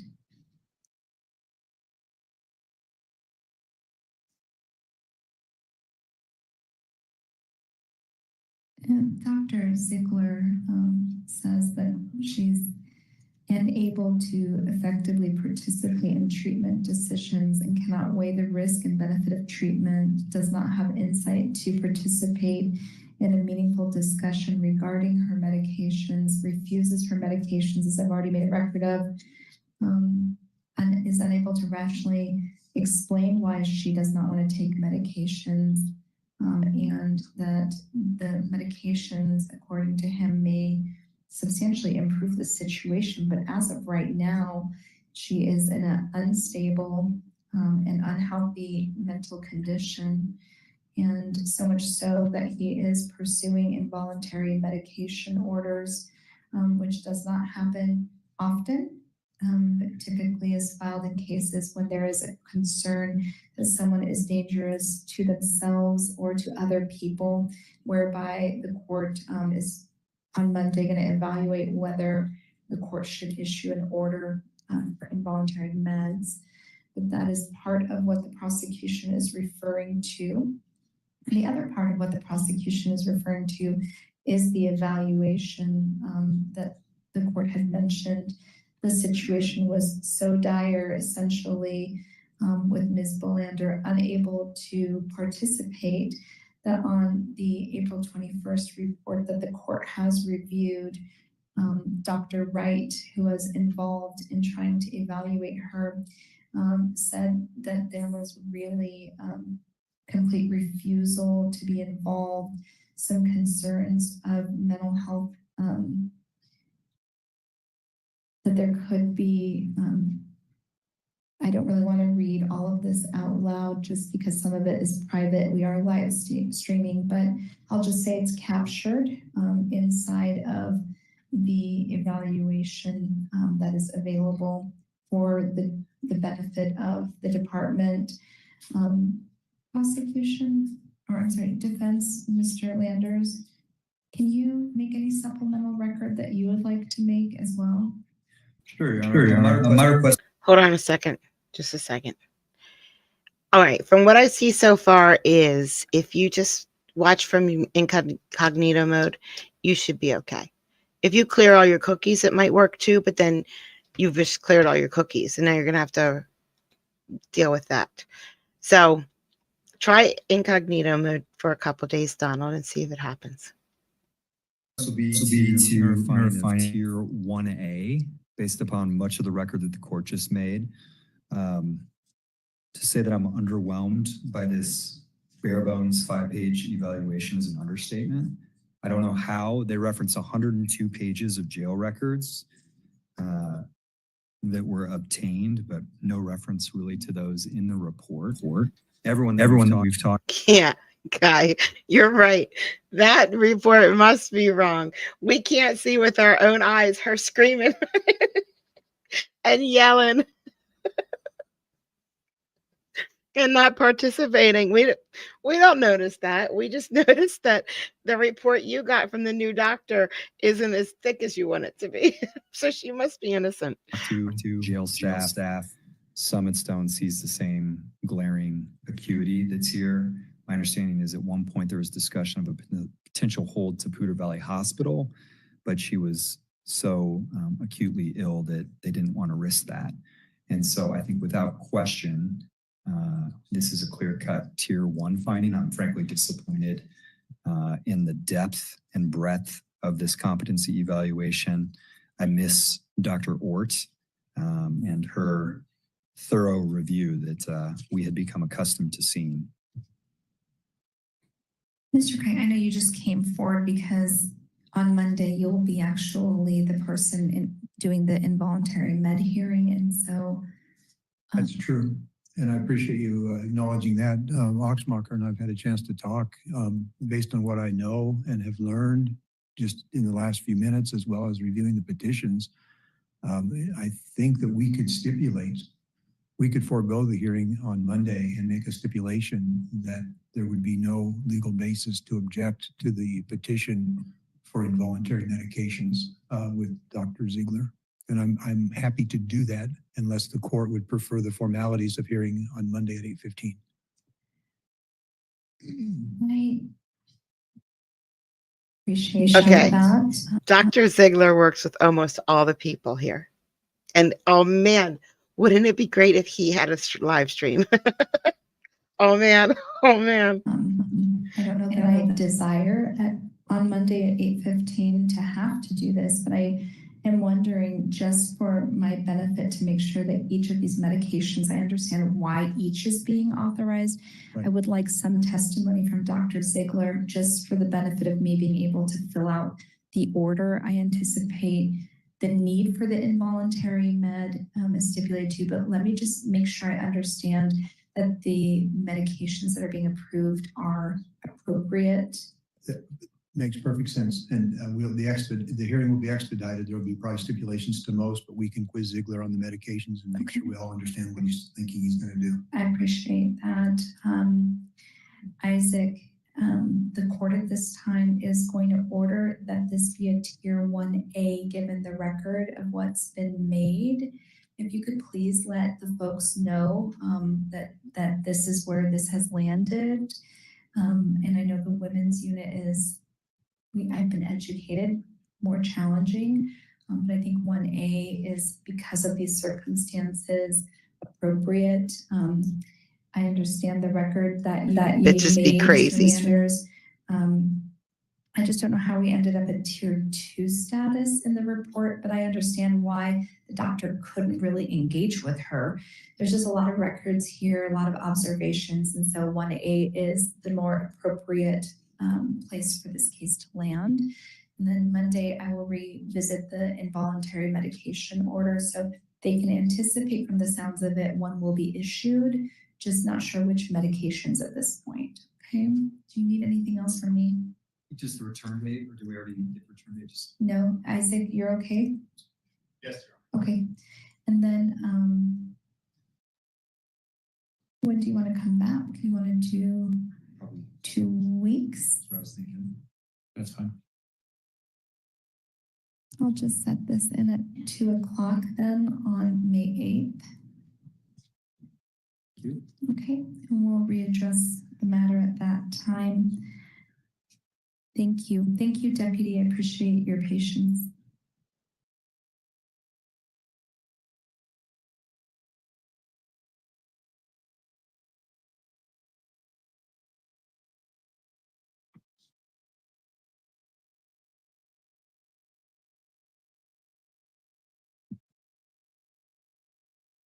All right, let me call the matter of Jeremy Bondi, 24M1132, 24M2240. He's present before the court in our virtual courtroom and sort of present. He has a representative from Peakview there, and Mr. Krenning is in the courtroom as counsel. Normally when I see you, that means the person does not want to visit with me, and so I'm going to unmute you so you can help me make a record. Yes, Jeremy, I told him that there'll probably be good news in court today and asked him if he wanted to attend. He said he does not want to be in front of the camera or speak to the courts.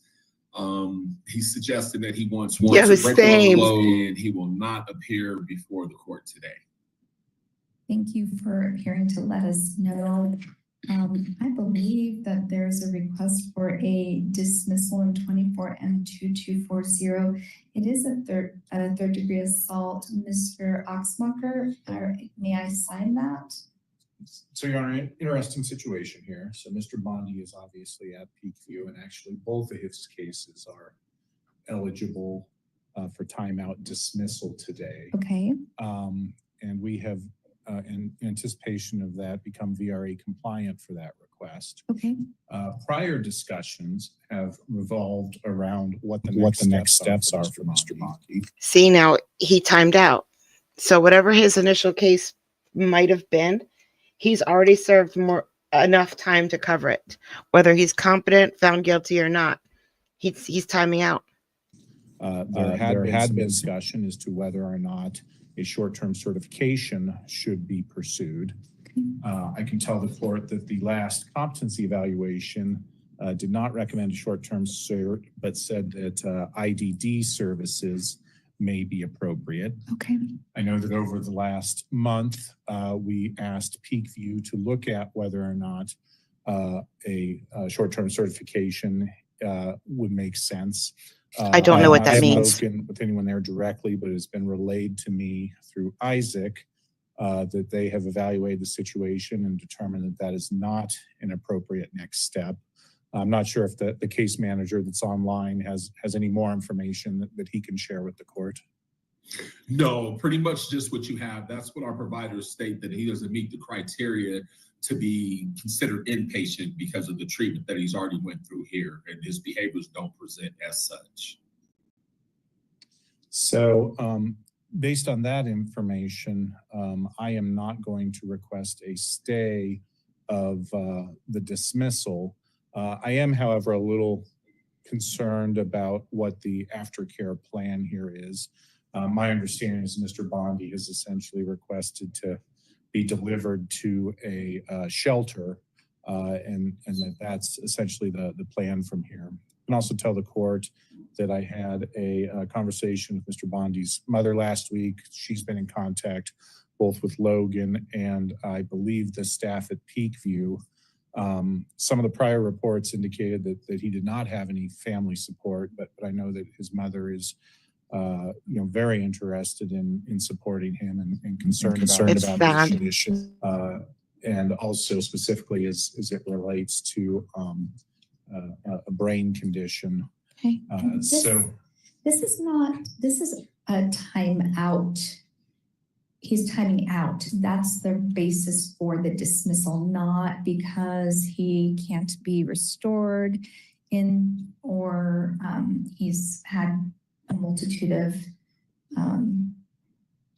there's one that's, he has a cognitive or intellectual disability. Maybe that's why he can't be restored. I don't really totally know. I mean, he doesn't really engage. And so, but this request is from the timeout provision. Is that accurate? It is, Your Honor. Both of his cases are class 1 misdemeanors, which would time out over 6 months.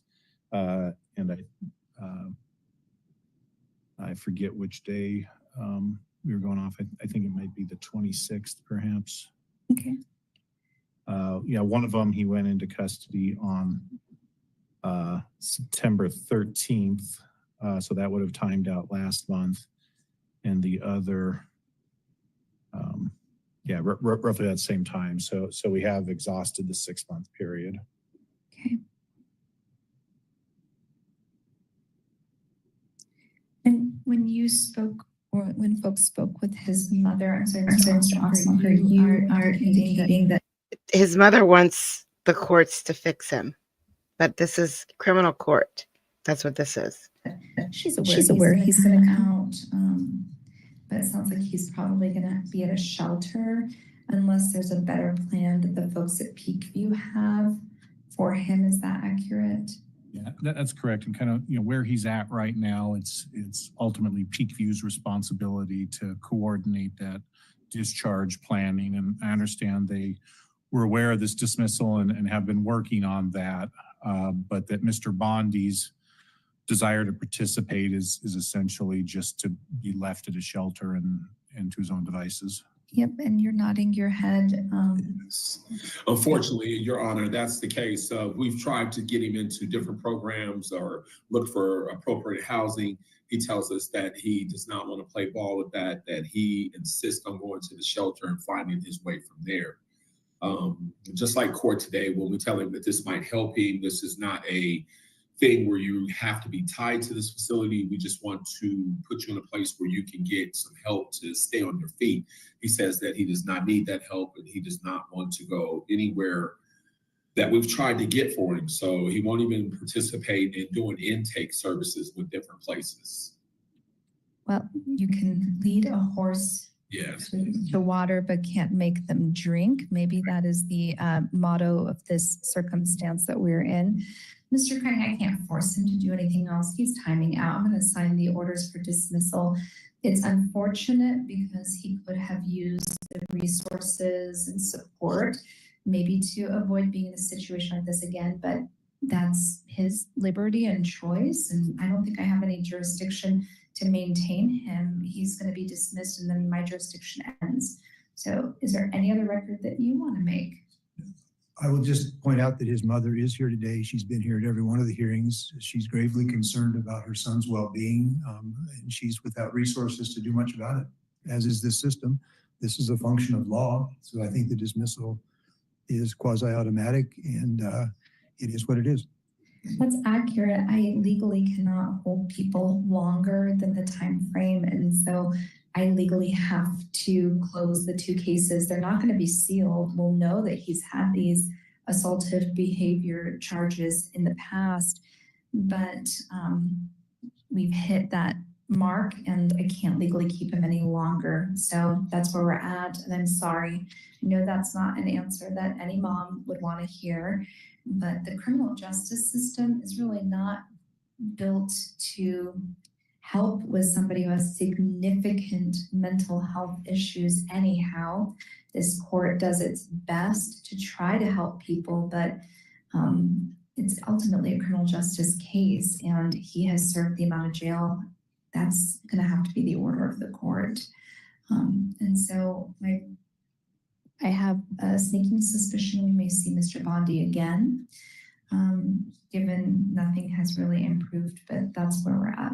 Yes, ma'am.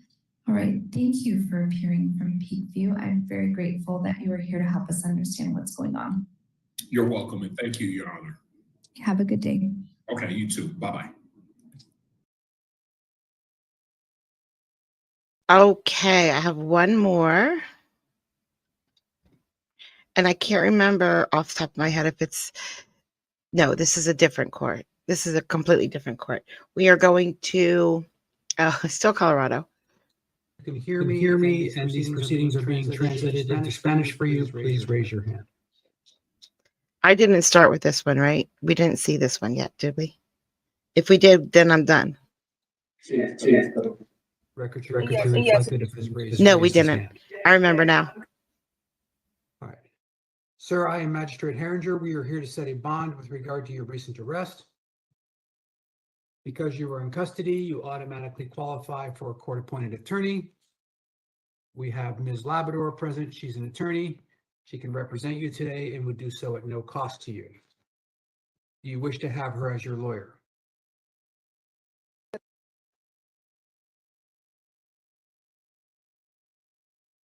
I believe he nodded yes. I don't know if we got the thing.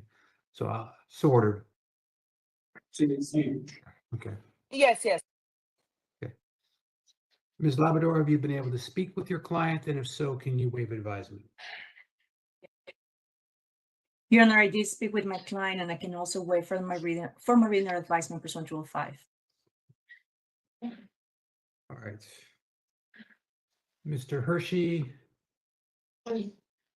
if you can tell me, I think we have this coded as a victim's rights case, but I don't know why. I think the victims would be law enforcement, Your Honor. Is there? Oh, the menacing charge. Okay. All right. So if you can tell me what you're asking for in terms of bond and a protection order, and if you've had victim contact. Your Honor, I did speak to the various officers involved. Corporal Sutton at length yesterday and Officer Bornholt from the Rifle PD. Both of them understand that there's going to be a Box 1 protection order. They're not asking for their names to be listed. They said they would leave it up to the court to decide bond for the offender, but neither of them agreed, Your Honor, with a personal reconnaissance bond. I love this attorney because he makes it feel like the end of the world. And it is pretty bad. It really is. But he gives it the oomph it needs. And I don't know if you're aware, but I also do filing or a lot of the filings for the 9th Judicial District. And about once every 2 weeks now, we're having an eluding case on I-70. And I'm just waiting, Your Honor, for the fiery crash, and this could have been the one. This defendant was traveling at almost 120 miles an hour. I read the affidavit, but I also was able to talk at length with Deputy Sutton. He's shining his light. He's trying to get the defendant to pull over. The defendant is intoxicated. The defendant is driving under restraint, Your Honor. The defendant has 2 convictions for DUI, one in 2019 and one in Garfield County in 2023 CR 5004. So this would be a third. There's some sort of open container of an intoxicant like gasoline in the car. So he's getting higher. He's purposely at one point trying to hit officers' cars, and he's coming up on other cars, just tourists on it, or just people driving on I-70 on obviously Memorial Day weekend, a very busy travel weekend. Despite the time of night, Your Honor, it was busy and there were a lot of cars. When the car was finally stopped, Your Honor, the defendant chose to run from the police and did not cooperate with law enforcement. Oh, there's also a protection order for that includes no alcohol. The defendant was clearly intoxicated, Your Honor. I'm going to ask that the court please impose monitored sobriety, including no driving without a license and no alcohol and no drugs. Your Honor, when someone chooses to elude and then when they're finally caught, runs from the police out of the car, I get concerned that they're not going to come to court. The purpose of bond is to ensure that the defendant return to court. This defendant obviously was uncooperative with law enforcement, put himself and multiple law enforcement officers in danger, put the public, the traveling public in danger, and obviously put himself in danger. He is a threat to the community. He needs to stay in jail. And I'm going to ask that the court impose a high cash-only bond in your discretion, Your Honor. I don't see any other solution for this defendant. He keeps drinking and driving. He has a license that's suspended and he keeps driving. If he gets out, I don't see why he wouldn't get drunk tonight and drive and run from the police again. He's demonstrated again and again and again that he doesn't follow the law and he doesn't care. Dude, this is Memorial Day. This happened on Memorial Day. Bars are closed, right? Bars weren't open yesterday, were they? So I think a high bond is warranted. Thank you. All right, Ms. Labrador, do you wish to be heard? Yes, Your Honor, thank you. Mr. Quinteros Membrano has been in Colorado for about 12 years. He does have a full-time job that he has been able to maintain despite the legal issues that he's been having. Your Honor, I do believe that the 2 cases that Mr. Hershey mentioned are a little bit older. Understanding that in Colorado, having a DUI will stay in the record for a while, I do think that Mr. Quinteros Membrano can qualify for a low cash surety bond. Your Honor, I know that in the pretrial report, he's listed as a CPAT 3, and I do believe it's because of the history. But he has several stability factors. He has family here in the area. He supports his 2 children, they're 8 and 5. He has to pay rent. He has his own home, and he's renting, Judge, he's paying about $1,000 a month. He understands that he needs some sort of supervision, and speaking with him, we have no objection to pretrial supervision. I explained to him that statutorily that is going to be required, and he's willing to comply with that. He's also willing to sign a waiver of extradition in this case to demonstrate to the court that he's not a flight risk, that he will attend court. But I do think that a high cash only bond will be in. I live in a low cost of living area. Like Lancaster is not like New York, Houston, LA.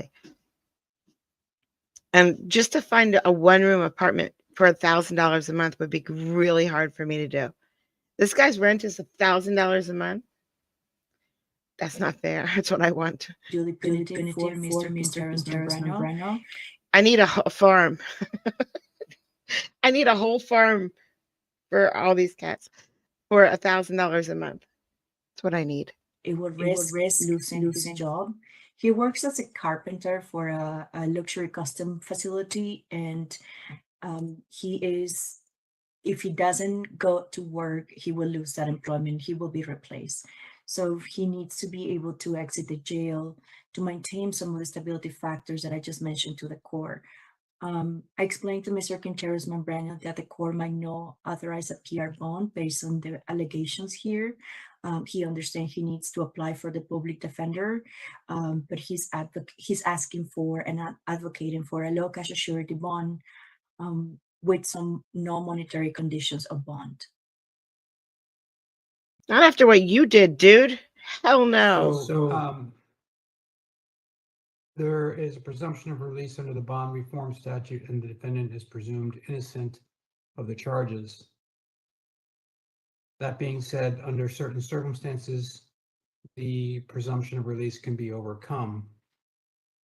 Generally, the things I look at for are whether or not there is a history of non-compliance with court orders, whether or not there is a history of public safety type offenses, and whether or not the defendant has a history of non-appearance, and also whether or not the defendant has previously been on supervision. All of the factors that I look at are present in this case. The defendant has multiple prior DUIs. The defendant has failed to show up for court on numerous occasions. And the defendant is currently on probation in another case and now has a new violation. On top of that, we also have the evidence that the defendant attempted to flee in this circumstance. Therefore, I will find that there is no condition or combination of conditions that I can impose that would reasonably assure the safety of the community and provide for securing the defendant's appearance at court. And I will set a bond that I believe the defendant is unlikely to be able to make. I will set bond at $20,000, cash only. Condition of the bond will be the defendant is not to use, possess, or consume alcoholic beverages or controlled substances. It needs to be released to pretrial services with testing by pretrial services to ensure his compliance. I will also order as a condition of bond the defendant is not to drive a motor vehicle without a valid driver's license. With regard to the protection order, it will be a box 1 protection order. It will read as follows. You're not to harass, molest, intimidate, retaliate against, or tamper with any witness or victim of the acts you're charged with committing. Sir, if you were to make that bond and you were to violate any condition of the bond could be revoked. Additionally, also the $20,000 that you posted or somebody else posted on your behalf could be subject to forfeiture based upon any violation, including testing positive, not testing, or not showing up for court. If you fail to show up for court, you can have a new criminal charge of violation of bail bond conditions. Do you understand everything we've gone over this morning?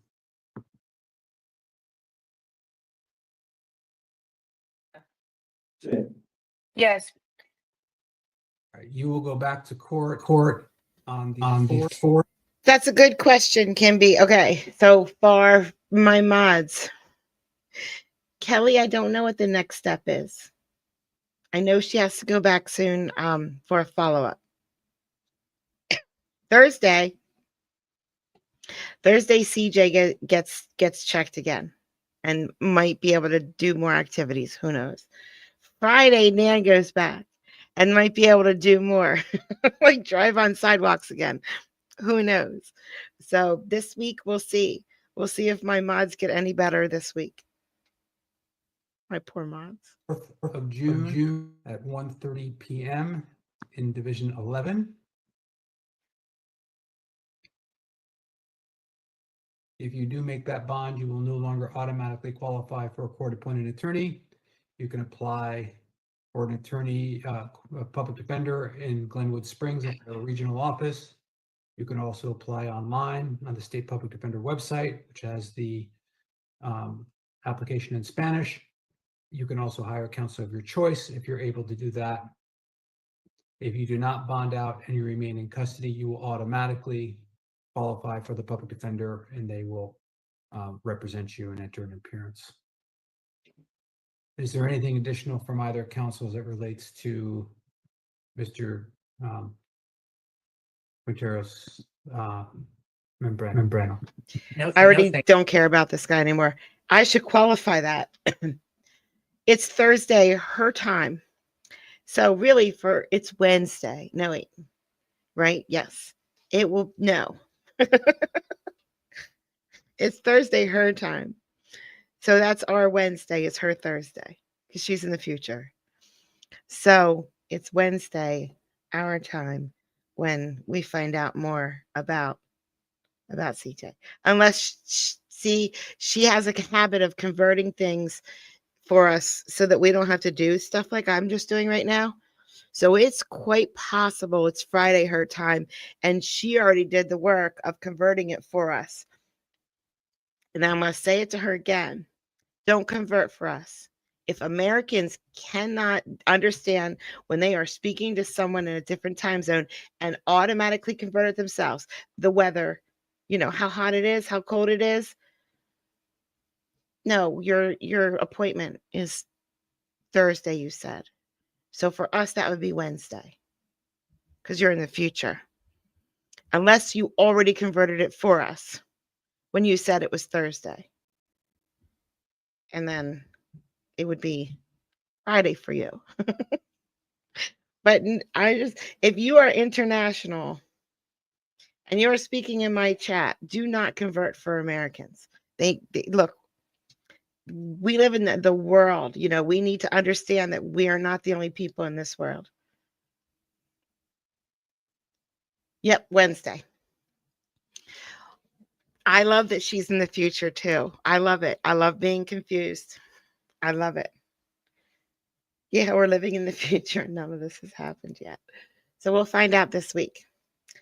All right, it's time for OJ, guys. I forgot to, I'll just do it real quick. It'll only take a second. I already played my intro in the middle of the video again, so don't have to worry about that happening. I already started this, on mute, so I don't have to worry about that happening. And again, I forgot to turn it to no ads while I'm doing my live stream.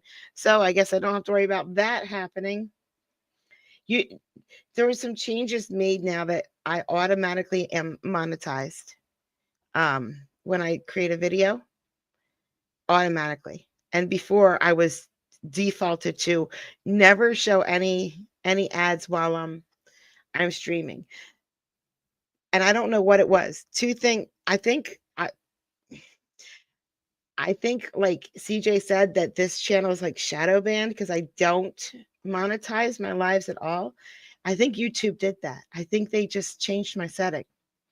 I don't know, but I don't know. I don't know how YouTube works. It's just so confusing sometimes, but that's fine. You should be, yeah, or you should be automatically bumped to OJ, which is Mark Furman right now. So it's worth a watch. I'll see you guys later. Have a great day. Thank you so much for coming out. Bye, guys. Oh, look, an outro. Imagine that.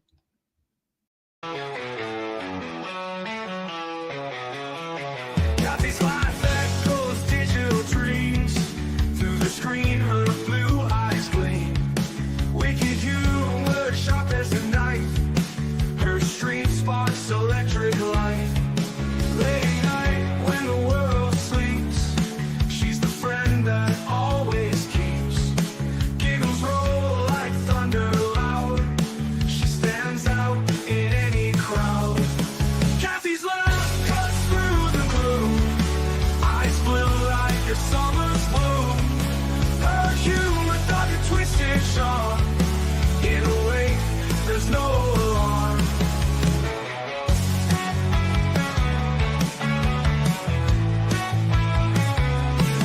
Freedom tales late into the night. Her laughter feels just right. Even when my world turns gray, with a giggle, she lights the way. Her eyes hear a sky so blue. In her jokes, there's a truth so true. Wicked streams.